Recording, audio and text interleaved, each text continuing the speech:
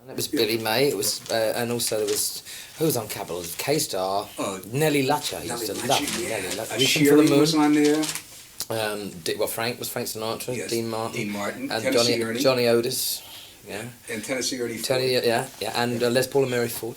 You used to listen to and Phillips over here, because there wasn't a CBS, it used to come out on Phillips, so it was Frankie Lane, Johnny Ray, Rosemary Clooney, Joe Stafford, all those people. I've interviewed all of them. Yeah. They're all working, Elton. Yeah. They're all working on cruise ships. Yeah. Frankie Lane, he's 74 years old, he's had a heart bypass. Yeah. He's out there working. Really? So the tracking of K-Star works constantly. She's a good singer. Yeah. She's a good singer. Frankie Lane's a good singer too. And Frankie Lane. They're all, most of them are talented. I did an interview with Mitch Miller, who recorded a lot of them. Guy Mitchell, Clooney, and all those people. Interesting interviews. Anyhow. I remember seeing Guy Mitchell once on the London Palladium. They used to have Saturday night. The London Palladium used to be the big show on the Saturday night live, and Guy Mitchell was on, and he was the star of the show. And for the ending, right at the end, he took his sock off and whirled it around his head, and I thought, what a funny guy. And that was his big, that was like, good grief. I've never forgotten that. Shrimp boats are coming. Yeah. Speaking of that, the outrageous things you do and wear on stage. Are you a prisoner of that now? I mean, are the expectations of the crowd so much that you got to do that every time? No, I don't think so. I mean, I've on this American tour. I didn't do it on the British and European tour. I was kind of toned down somewhat. I thought in the American tour, because Bob Mackie makes such good clothes, I thought I'd just feel in the mood to do it one more time. I think it's probably be the last time I do that sort of thing, as far as like the Bob Mackie outfits go. But I'm always the sort of person. I've always done it through mood. I'm very happy at the moment, so this is reflecting why I'm doing it. When I took the 3-year hiatus in '76 and I stopped, and I came back in '79, and the first thing I did was a Ray Cooper tour, and we just a tour all around the world, just the two of us. And I was very sombre. I just came on stage but I'm having fun at the moment, and that is part. They do like to see me make. They laugh at it. Then the stage clothes get an ovation. But I wouldn't say I'm trapped by it, because there's so many other strings to my bow, I think. And I want to, but I just feel like in that sort of mood. I kind of felt embarrassed. I came over here I came back Thursday from LA, and I landed Friday and went straight to do the Esther Ranson show, which is a Terry Wogan show here. And they wanted me to do a thing with the angel outfit, and I kind of felt silly sitting there doing a talk show during it. It's okay for stage, but when you're sitting down and talking to someone, you feel like a real prat, actually. Yes. Has it ever gotten in the way of the music?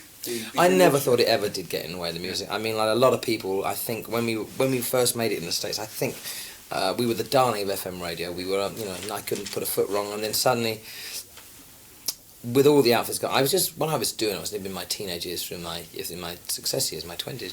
And I never really had the freedom to do that before, so I did it. And of course, the more people, with me, I'm afraid I'm very excessive. If I do something, I do it to extreme excess. And that was the reason. I mean, I remember that I did the Henry Mancini show. It was live at it was filmed at Santa Monica Civic. My segment of it was, anyway. And there's a very famous picture. I don't know where you can dig it up, but I'm horizontal in the air, and I've just got mauve tights on. It's a black and white photo, a Fillmore shirt and silver boots with stars, and I'm completely horizontal. And I'd taken 8 outfits of clothes off during this song, and their faces were like, my God. And I remember who's the guy who used to do the Andy Williams show, the very famous director in Hollywood, TV director. Art Fisher. Art Fisher. Art Fisher, right. And it was Maxine Taubin that got me to do that, and I sort of, and then in the end people say, well, he doesn't need you to do that. A lot of people didn't particularly like it. You don't need to do that. The music speaks for itself. But I thought, well, yeah, the music speaks for itself anyway. This is me. I'm having fun at the moment. I never ever. Funny thing, everyone said, well, he's going to end up in Las Vegas, and a lot of reviews on the list tour said, well, I kind of like seeing a Vegas show. I hate Vegas. I hate the idea of appearing in Vegas. I mean, but the reason I left my original band, Bluesology, years ago, we were backing someone called Long John Baldry, who'd had a couple of hits at The Heartaches Begin, and he'd gone from being a great blues singer to like playing cabaret. And one of the reasons I left, and I can't remember why, I mean, I was such a quiet little thing in those days, I refused to play to people who were eating and weren't taking any notice. So that was the reason I left and got to, in touch with Bernie, really. I mean, that was fate. And so, I mean, the whole thing is and if I ended up in Vegas playing there for 2 weeks and, earning great money, but just doing that every night, I could not do it. I'm totally anti that. I don't want to ever end up doing it. I'm not saying, I'm just not that kind of artist, but I think people think that I am doing that because of the comparison with Liberace and everything. Do you recall the famous night at the Troubadour, you know, when you look back at it now? The only thing I can remember about it was shaking hands with Quincy Jones' family, and he has got a lot of family. You looked like you had 900 kids. Yeah, 900 people. I mean, and also the second night I remember seeing Leon Russell in the audience, and Leon was my big idol at that point, and that silver hair, he was a really he was a startling looking man, and I thought, oh my God, I was in the middle of the piano solo and Burned Down the Mission, and I thought, fuck, he's going to look at me and say, this is... You know, I was just petrified, and I lost my voice during the day the next day, and he invited me up to his house, and I thought he's going to tie me to a chair and say, listen, you motherfucker, this is how to play the piano. And because he was happening at the same time, he just come off the Joe Cocker thing, and he was doing real well, and he was so nice, he gave me this thing about this gargling potion, I always gargle, and I always do, up to this day, still use it, and it's great for the voice. And we toured together a lot, and I was played second on the bill to him a lot, and when we first started touring major halls, and he was great. We used to have the best time, but things happened so quickly. I remember we flew over to Los Angeles for the thing, and we got met by Norman Winter, and this fucking London. I thought, oh, we're going to get into a big American car. We got met by a London Transport double-decker bus, and it took us 2 hours to get from the airport. And all I was thinking of seeing, we passed 77 Sunset Strip, and that was. And then the night we landed, we were so excited we weren't even tired, and we went to see the Dillards, and Dillards were on Elektra, and they had one of my favourite albums of all time was Wheat Straw Suite on Elektra, and so we went to meet them, and I remember the opening act for them was Long Branch and Penny Whistle, right? It was David Fry and J.D. Souther. So it's just, I was like, I think one of the reasons why I enjoyed it all so much, and the 6 years of coming, like we put 17 albums out in 6 years, plus different singles, plus different B-sides, we toured, we just enjoyed it. We couldn't believe it was happening to us. It was like, I was like a kid in a candy store. I wanted to ask you some of the reflections, but Los Angeles has always been a very friendly market for you, hasn't it? Yeah, I don't think it is so much now. I think initially it was. I think now my records don't go on LA radio straight away now. I mean, they do other markets, but not in LA. It was initially. I mean, you were, yeah, the Dodger I was Stadium. LA Dodger Stadium. In that period of time, I was the cream. I mean, LA was my town. Yeah, I don't think so anymore. I think New York, fun is more so now. Yeah, at that time, it was incredible. What it's in retrospect that. Did you think you were invincible? Was it ever going to end? You know, that's 5 or 6 year period. It was startling. I know, it was startling. 2 albums went in at #1. Yeah. Billboard. Yeah. Well, you get these periods, don't you? At the time, you don't think about it. I mean, but now I've had time to reflect. Everybody who's like that gets that big goes through it. They goes through a period where they are invincible. Phil Collins, Springsteen, Madonna, Prince for a while. Not the same amount of time, but you just can't fail. And then suddenly, everything levels out after a while. And I knew it at 76. I was feeling real tired, and the Blue Moves album, which is one of my finest albums, one of my most sophisticated albums, but not one of my most successful albums. I knew I was peaking, and I had made that decision to come off the road. Although I knew that someone was taking over, and I knew that someone would take over anyway, because you could feel you have to be quite realistic. I always was quite realistic about things. I didn't want it to end, but I knew it had ended because I was just physically drained. And so I made the decision to actually quit. And luckily enough, being involved with the football club beforehand and getting that thing handed to me on a plate, the chairman said, I had something else to do. I didn't sit behind my gates at Windsor, behind my lock gates and sulk because Frampton started selling 20 million. I mean, I sold a lot of albums, but in that bit of time when disco was happening, Donna Summer, Frampton, Fleetwood Mac, Grease, Saturday Night Fever, it was quite amazing, the record sales. Never to be seen again, I don't think. It was just quite incredible. And so I stopped at the time when that happened. I just missed it. But I mean, I had something to do. I might have got really bitter and twisted, and I might have gone back on the road too soon if I hadn't have had something else to do, and I had something else to work on. And I didn't really think about it too much. I didn't become that bitter and twisted. In fact, when I did a show at Wembley for charity, which I actually got myself locked into, in, I don't know, I think 78 or something like that, and I actually said on stage, I said, I'm not playing, because I saw everything that I come off stage for, like the equipment and all the big thing, and I thought, I don't want to, this is too soon. I said, a nightmare. I don't want to come back like this. I really, in 76, I remember playing at Oakland Coliseum, and I listened on the way back in the car. They used the radio stations to do the hour tribute, And they played the live album from like 11 17 70, and I listened to my piano playing. I thought, I'm not playing like that anymore. I'm not singing like that anymore. What's wrong with me? It was just becoming routine. I wasn't playing badly, but there was no, it was too easy. It was just, and I thought, I can't go through this anymore. I can't. And the only way I wanted to come back was with just the two of us, me on stage. I wanted egotistically, and there is a lot of ego involved in everything. Egotistically come on and do a 3-hour show with Ray doing the histrionics but doing it in a theatrical way, and play for 3 hours and go through every gamut of music, playing classical type music, the Elton John type music, tumbleweed, on my own, and playing rock and roll and doing a show for 3 hours. People would not get tired during. It's a long show, 3 hours, just the two people, and I did it, and I thought, there's no other fucker that can do this. If you can pull it off, then I've got my self-respect back. And we did it, and then gradually we built back. Because also, at that time, I don't think I could have gone back to 20,000 arenas, because I don't think I would have sold them out. There was the given wisdom is that you maybe came out with too many records. There was some overexposure. Oh yeah. Somebody says maybe the Rolling Stone interview was damaging. Do you believe any of that? Yeah. You think some of well, that? the too many records. I remember one period of time. Madman was the fourth album, my fourth real album, and it was scheduled. And before I'd made it, I'd made this album, the soundtrack for the film Friends. Which Paramount. I mean, I'd had exclusive control over every album sleeve, and then they promised me that this was going to be the best sleeve of all, and it was just the most horrendous. In fact, I ruined Paramount Records. They put out so many records on the street, and that they got them all back, and that was it. The bang, Paramount. It was like 600,000 records they got, and now you can buy Friends for 50 cents, with a hole through it. And it was like one of the original bootleg gold albums, People used to do that in those days. And then the 11, 17, and 70 album was never supposed to be an album. It was one of their first live radio broadcasts. And MCA panicked because of the bootlegs were big in that time. And they said, no, we've got to put this out. And it's a fine recording, but I wish they hadn't, because the 3 albums came out in the space of about 4 months. Which, good God. It seemed from us, who observed, that it was arrogant. Why is he jamming all these records out? It seemed cynical.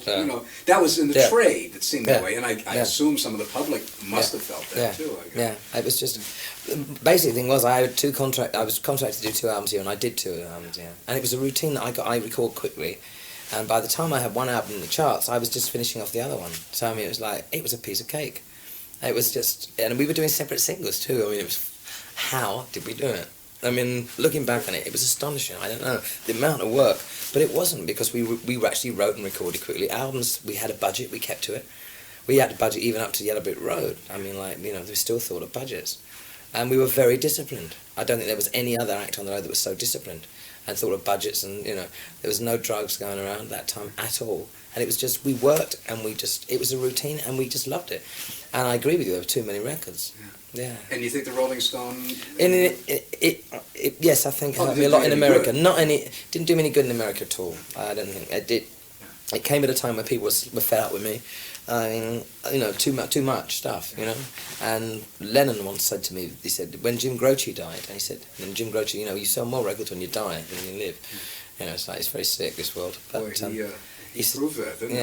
Yeah, and John said, listen, I hear your records on the fucking radio enough now. He said, if you died, I'd throw my fucking radio out the window. He said, it's just ridiculous. And it was, people were fed up with me, and then I came out with that, and a lot of people weren't ready for it.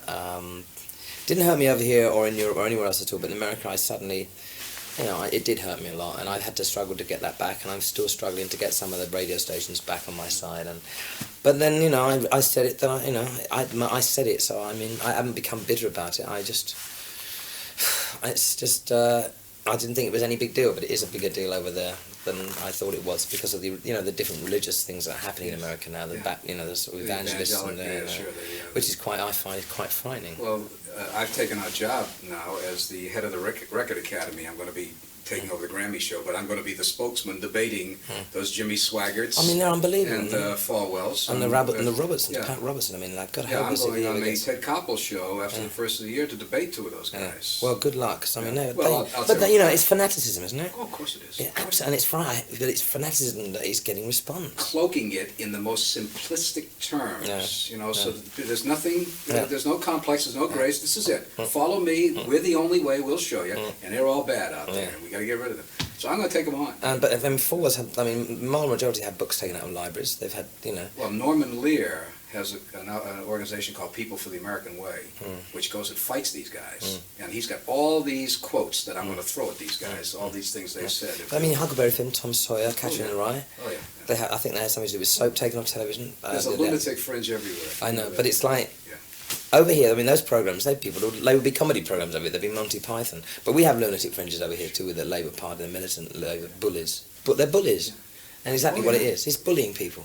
You didn't feel any backlash in your American tour this time, did you? I mean, on those terms? Not at all. No, it's never affected my concert. No, I think it affected me on radio. I think I think maybe affected radio, and I think the I think in the end radio thought I was just churning things out because of the sake of it, and I wasn't actually. I was always very sincere in one. There are a couple of really shallow albums. I think the Caribou album's a very shallow album.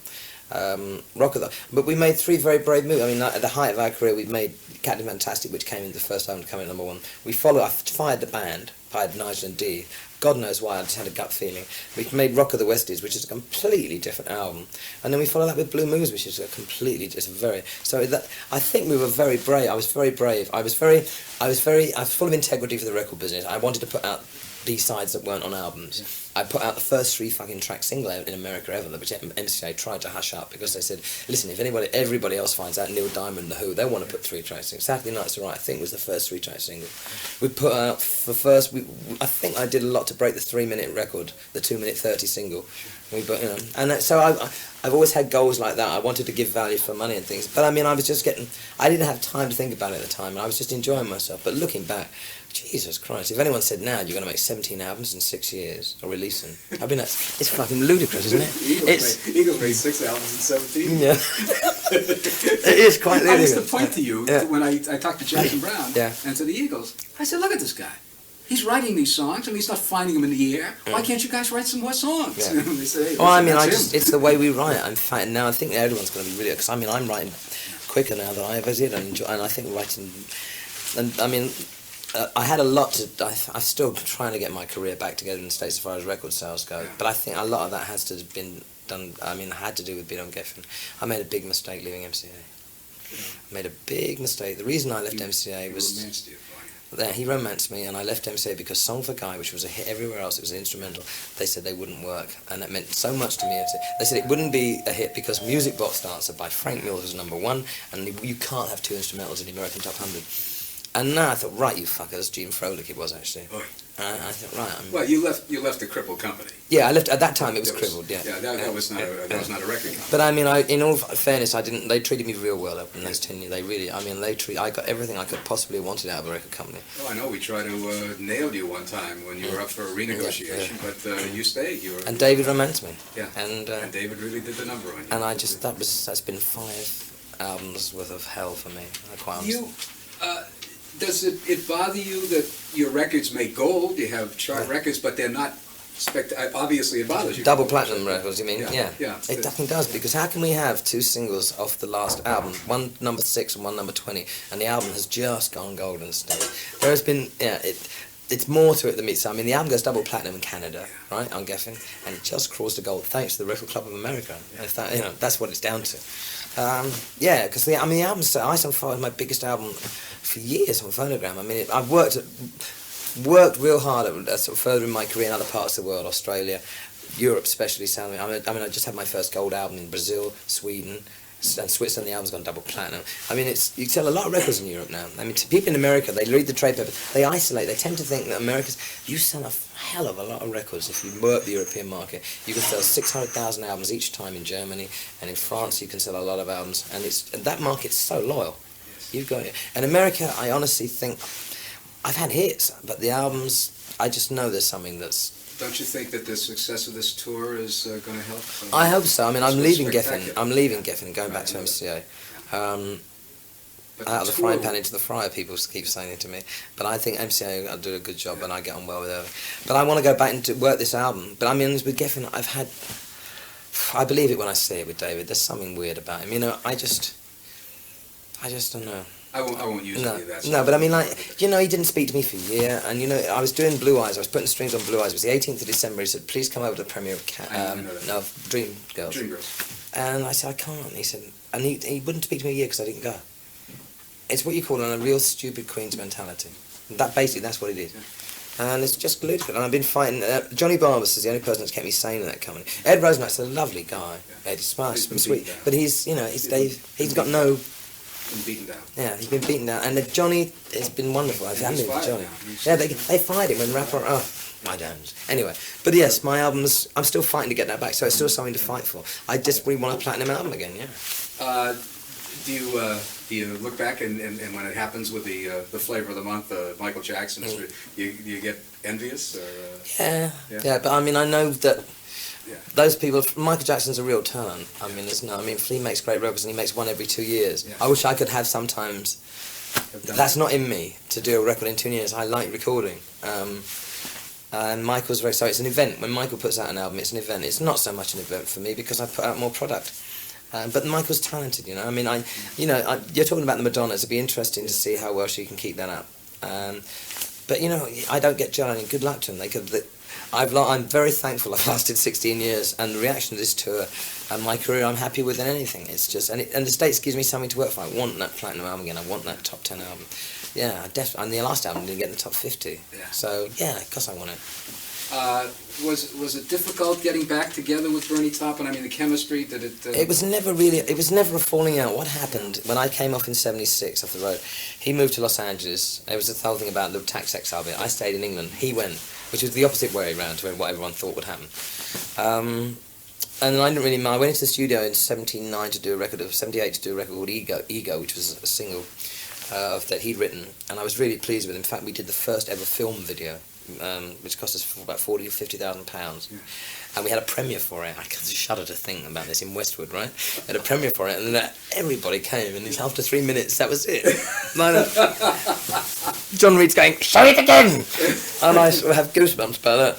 And what happened in the studio was I hadn't written for a long time, and I started writing melodies first, and out of that came eventually the Single Man album, which was all Gary Osborne lyrics, because Bernie wasn't there. And it coincided with Bernie putting an album out with Alice Cooper. He'd done an album with Alice, and they both, and they both came out at the same time. So people put two and two together and said, well, they split up, which we hadn't. We just had a necessary hiatus. I mean, we didn't stop talking. I mean, we never had an argument, Bernie and I, but it was just a gradual process of getting back together again and writing a whole album together.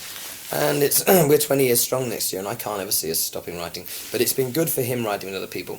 And the weird thing about it is, he's had hits with other people and I haven't, and that really pisses me off. Not pisses me off, I'm not angry, but I mean, I'd always love to have had a hit with somebody else, like recording one of my songs, and I haven't. And now Taupin's had the 2 #1s this year with Jefferson Starship, We Built This City, and Heart. So it's been good for him. He's doing an album now on our set. We're very, very close. We're like brothers. I mean, like, I'm real proud of him and I'm real pleased with him. And you know, we just went through, after all that working together, God blimey, you needed a rest from Science. What about Buckmaster and Dudgeon? Were they involved in any of the records after you came back? No, Gus Gus is now involved. He's did Ice on Fire, and he's done the new one, Leather Jackets. Buckmaster did some stuff on Single Man. And I changed bands. I changed to Chris Thomas. I did a couple of albums producing myself, Single Man, and 21 at 33 were co-produced by myself and Clive Franks, who's my sound mixer on stage. And then I chose Chris Thomas to do some stuff. And Chris and I in fact, Chris was still my producer, but he couldn't. He had on the Ice on Fire album, he was committed to do In Excess and Pete Townsend. So I thought, who the fuck am I going to get? And I had a couple of meetings with what's his name? Frankie Goes to Hollywood. Jesus Christ. Yes, Jill Sinclair, and you always think of Jill first. Anyway, yes, good. I can't believe I can't think of his name. But he said I can only do one single in 6 months, you know, so that was no good. And I thought people have been pressuring me. Gus and I are a kind of magical combination, and I went back to Gus, and people have been pushing me in that direction for a long time. But I knew when the time I was right, and I just said to Bernie, I'm going to phone Gus up and see what he's doing. And he hadn't been doing much anyway. And so it's nice to get back into that relationship. And I think with this album, Leather Jackets, is the last in a line of pop albums. Because I'm getting a little pissed off with, like, you've got to have a single to sell the album routine. And I've never been one to stick entirely by the rules. And I know exactly what sort of album I want to make out for the next album, for the first album. I want to go back and make a Madman or a Tumbleweed type album. Go in the studio and not make, not have any idea of a single, because we never used to have any idea of singles anyway. We never used to say, there was never any pressure, you must have this as get a single out. You just go in and do an album, and then the singles would emerge. And I think now the pressure is so much, you're so thinking about, we've got to have a single, that your writing changes in sorts of ways. And I find it much harder to write under those circumstances anyway, to write hit singles, because I was never any good at it. Do you still have the enthusiasm when you get out there on stage to get yourself pumped You can't. up? That's one area you can't cheat. Yeah. And I've had, I know there's time to stop and everything. I came off tour with the last band in 1984, Dee and Nigel, and that's, I thought, well, as a rhythm section, I worked with them so long, and I couldn't work with them very much again, so, until maybe in the future sometime. And I thought, I'm coming off the road, I'm stopping, and now what I'm going to do, I'm just going to rest. And then the Live Aid thing happened, and I had to get a band together, and I was doing Ice on Fire, and I know who's it. So just to read just a couple of minutes. Yeah. And I just met these other musicians. And I planned, like the Tina Turner album, I planned like 4 lots of rhythm sections. Played with different musicians and gave me a real kick. Got the Live Aid band together, 13-piece band, never had that before. And I thought, I got to tour with these guys. And I really didn't, the last thing I thought I wanted to do was tour again for a long time. And it's been so much fun, and we've been a year now. And we don't finish till March, which will be a year and a half. And it keeps getting better and better, and it's great, it's fun. Now I've got the Australian thing to do with a 98-piece orchestra, which is going to be a mindfuck. The only reason I'm doing it is because I think it's going to be it's going to be the only concert that there's ever been done with rock where you can hear the fucking orchestra, right? So you go and see the Eagles do Hotel California, and you're just going, where are the strings? I can't hear the fucking strings. And I want to do all the old Elton John stuff, 60 Years On, all that first album type stuff. And then mix it in, they had the band creeping in, and at the end of the band, all the strings, and we play, they're doing the intro to Saturday Night and everything. Yeah. And I think that'll lift us, because every tour we've had to change the set, because the set was different from Britain to Europe to America, so it's kept us on it. We haven't been playing the same numbers every tour. And after that, it's our my 40th birthday next year, Bernie's 20th anniversary, yeah. I might do some solo shows to do that, and just like, I kind of like the idea Elvis Costello just had in LA. Yeah. He did 7 nights or 5 nights, and he just did a different set each night. And did you just do the 2-man thing when you went to Russia? Yeah, that was just 2-man. And their reaction was unbelievable. Well, that made the front page of New York Times, LA Times here. Yeah. They'd never seen anything like it. As far as the kids were blocking the streets, and they didn't mind. It was the year before the Olympics, so I think they wanted that sort of coverage. But the woman who took us over, one of the women who worked for Gus Concert, was just in Los Angeles. We talked to her, and I'd love to go back there, because music just breaks down. When I went to Poland, I went to see Lech Walesa. I went to his house. It breaks down barriers. I'm not going to sit up and preach to people, because it makes people think. The Live Aid thing is great. It made people think. But having been involved with my soccer club on a political level, as far as dealing with the local authority, you're only fooling yourself if you think you're going to change the world by being a rock musician, because it's a 5-minute wonder or a 5-second wonder. If you want to change things, you have to change them at grassroots level and become involved. And I've gotten to know that, and I think music and sport should be free from any political interference whatsoever. You meet somebody in the park and you don't even know who they are. They can be from anywhere, and you kick a ball to them and they kick it back, and it's great. It's that sort of thing. I got into trouble for going to South Africa. I know. I wanted to find out what it was like. I went to play Sun City. I wanted to go back there this year and play in Soweto, but things aren't too nice down there at the moment. But I have no qualms about going to South Africa either. Elton, if 15 years from now, do you think your songs will be played? Maybe not your record, but what songs will last? What? Your song will always last. I think it's just I'm not fed up with playing that. I don't know. It's hard for me to pick. It's very hard for me to choose which ones, because sometimes I like other ones that haven't been so popular. Your song, I don't know, Daniel. I think you'd have to ask somebody else that, because I'm only just beginning to realise that, because I never thought of it before, which is stupid, how songs affect people. I always get periods of my life where I always remember certain records, times when I was really miserable. I'm not in love, and I was in love with someone, and it was disastrous. I played it 1,000,000 times, How Sweet It Is to Be Loved by You, James Taylor, My Sweet Lord, Brown Sugar. Certain records at certain times in my life mean a lot, and I never thought about songs to be like that. It's mad, isn't it? But I'm basically a songwriter, really, just to become a performer. So I think I don't know. Mostly I think the romantic ones. When you finally hang it up, 15, 10, 20 years ago, how would you like to be remembered? As a good musician and a good writer of good songs, I think I just want to improve writing songs. I want to write songs, love to write songs. When Sinatra sang one of my songs on a concert once, he sang "Sorry Seems to Be the Hardest Word," and that was, for me, one of the highlights of my life, because a song should last. If it's a good song, it lasts forever. Just the Way You Are by Billy Joel is that sort of song. It's a great song. If you could bottle one period of time in your life, put it up on a shelf, and when you're sitting in a rocking chair at Watford as the next Sir Stanley Rouse, what would it, what would it be? What I don't know. I've been incredibly lucky, really. Yes. I mean, I'm very, very happy now. I mean, I can't really remember too much of the 70-76 period because there was so much stuff, you know. It may sound up, but I can't. It doesn't. Years just run into each other. Blur, huh? Yeah. I think, though, that from 1970 onwards, when my life changed, when I became Elton John, I became much happier as a person, and I actually took on Elton John as became my real name, and I could do things that I wanted. I think you have to say from 1970, let's say 20 years from 1970 to 1990, we haven't got there yet, but those 20 years must have been rather special. Do you have a hard time not being Elton John? I'm Elton John full time now. Yeah, I don't even think myself as Reg anymore. But Reg might be surfacing again. I don't know. It might surface. Because I want to make so many albums. I want to do an instrumental album. I want to do an album that's just piano, and I want to do albums singing other people. And when you're tied to a record contract, the record company now, they said, well, I mean, that's a bit diverse. You know, we paid you a lot of money. We want a proper album. So maybe Reg might make albums and put them out on time. It's I don't know. I'm very fortunate to have lasted so long. I think there's still a lot to come out of me. A lot. Terrific.